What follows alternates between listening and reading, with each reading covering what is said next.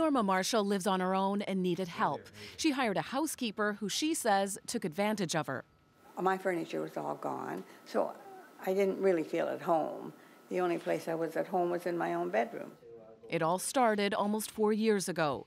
She hired Vera Nunez to clean her house. Over time, the woman also took over the cooking. The housekeeper became quickly involved in the woman's daily activities, as well as gained access to her banking and finances.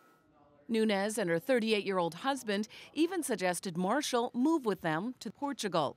But then, a month ago, they and their 2 children moved in with Marshall. The woman was displaced into a smaller bedroom and confined to that room for most of the time. Her pharmacist was one of the 2 people who came to her rescue. It was the pharmacy's delivery man who first noticed that something was wrong. He went to Norma Marshall's apartment for her weekly delivery, and someone else answered the door.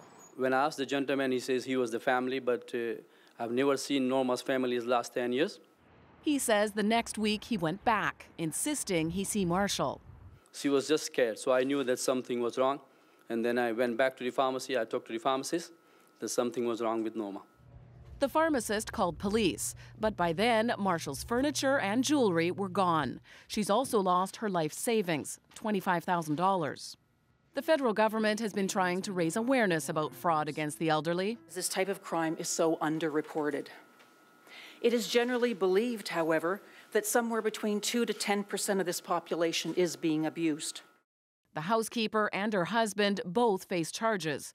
As for Marshall, she says it's not just about the money. The life savings is one thing, but then what it does to you emotionally is worse. Police believe there may be more victims. The housekeeper also worked in other homes. Lorenda Redekop, CBC News, Toronto.